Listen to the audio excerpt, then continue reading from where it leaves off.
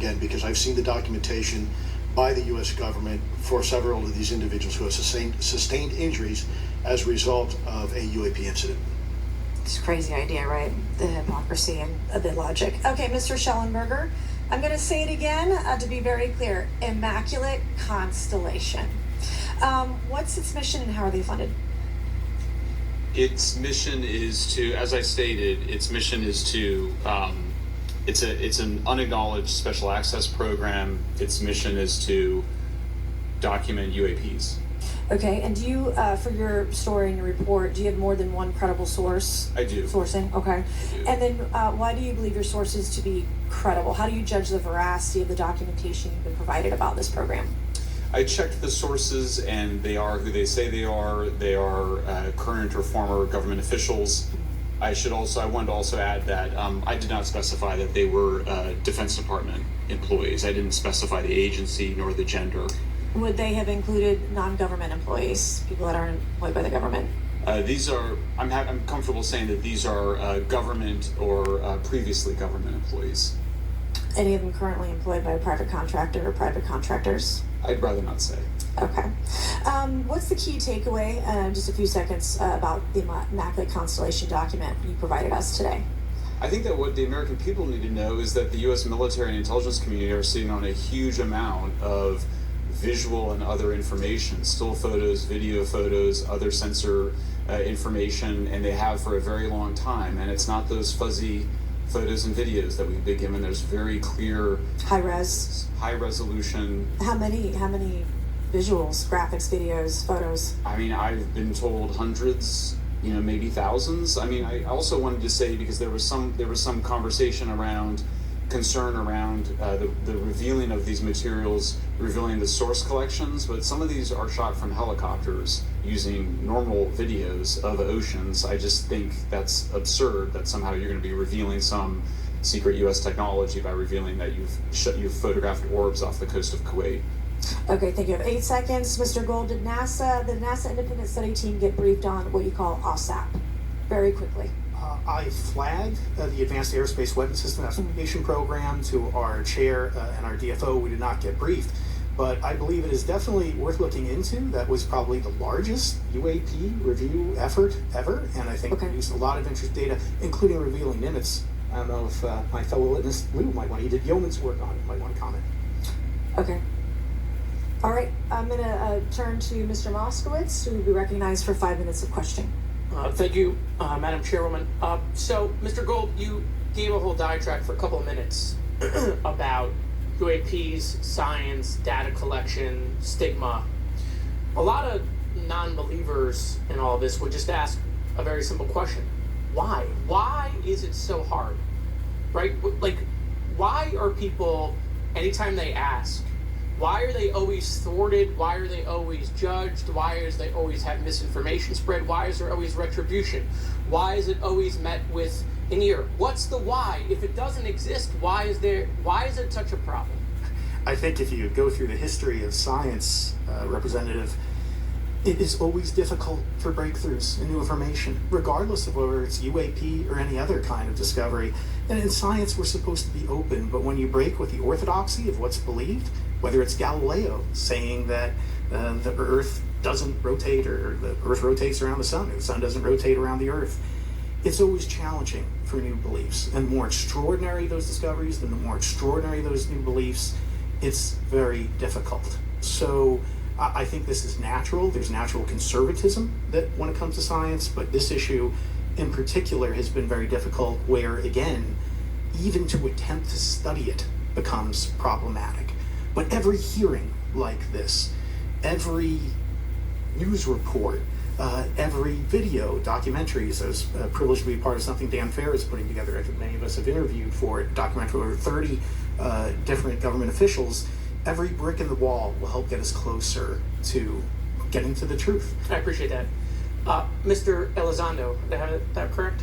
Sir. I'm a recovering lawyer, so I'm gonna put my hat on for a second. You said you signed a document. Love that. Who gave that to you? The U.S. government, sir. Okay, you have a copy of it? It is stored in a SCIF right now. I do not have possession of it. The U.S. government does. What department of the U.S. government gave you this document? I will say the Department of Defense. Unfortunately, I can't say in this forum much more than that. You specifically said the document said you can't talk about crash retrieval. Well, you know, you can't talk about Fight Club if there's no Fight Club. Correct. Okay, I'm just making an observation. Yes, sir. So, that document that you signed, that you said exists, specifically said you can't talk about crash retrieval. Correct, sir. It was a limitation on because already I'd been speaking publicly about the topic, and so the document said you can continue saying X, Y, Z, but you cannot discuss the topic. When you of crash give me the atmosphere of signing this document. You're in a room by yourself, I'm in a skiff with a security officer, sir. just one-on-one. Anybody else? There may have been an assistant as well. It was in a skiff within a Department of Defense facility. Give me your background real quick. My background is I went to school to study microbiology and immunology, entered into the U.S. Army, and after a very short stint in military intelligence, I became a counterintelligence special agent. As a civilian, later on I became a special agent in charge, running investigations in counterterrorism and counterespionage primarily, with some experience in counterinsurgency and counter-narcotics. And then in 2009 timeframe, when I came back to the Pentagon after a tour with the Director of National Intelligence, I quickly became part of a program that was originally called OSAP that evolved into the program now called ATIP, which is where those videos that we now see, we get the Go Fast, the Gimbal, the FLIR, that was part of our effort, sir. Right. So you're not some conspiracy theorist. You actually have a legitimate background. Well, sir, I'm certainly not a conspiracy theorist. I'm fact-based, just a fact. So when you're in this room, I want to paint the picture of everybody. You're in this room, you're by yourself, you're in a skiff, you're handed a document. How long is the document? It's about a page front and back. So basically, you have some things they call trigraphs, which I cannot, again, talk. How long were you given to sign the document? As long as I needed, sir. And what if you didn't sign? Well, I suspect there'd be repercussions. I wouldn't have access to certain information. Were you allowed to ask a lawyer, or weren't allowed to ask for a lawyer to review the document? It was an option, but they probably wouldn't have allowed me to, because the document itself is pretty explicit about you have to be putting me in an interest. Let me try to thread the needle here.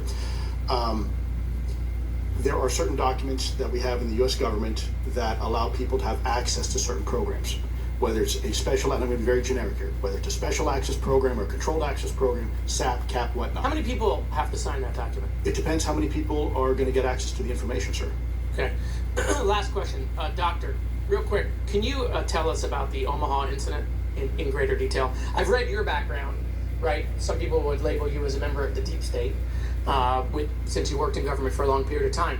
But can you tell us more about that incident? You've written a lot about that.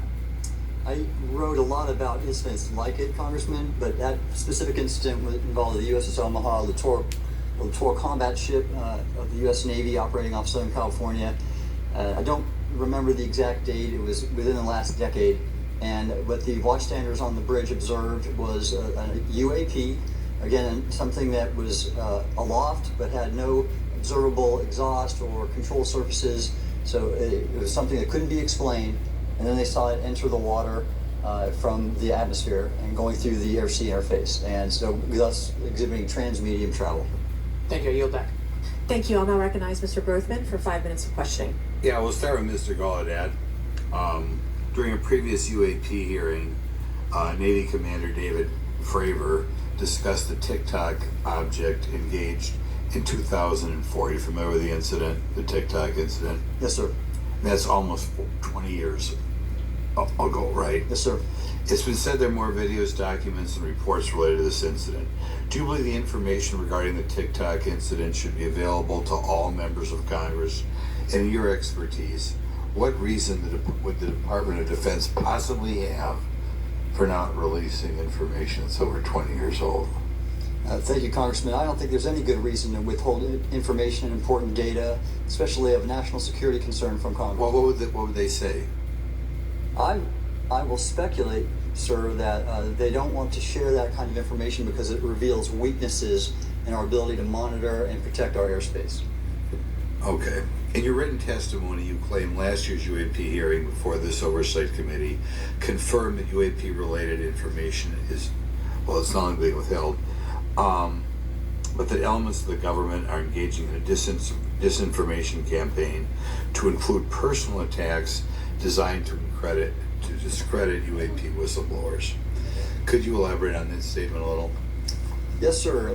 Earlier this year, I met with the DoD's All-Domain Anomaly Resolution Office, and what I thought would be a 90-minute meeting just to meet with leadership turned out to be an hours-long influence operation on me, where they attempted to convince me of the validity of the very flawed and... Travel can be a nightmare. Luckily, you rented your car on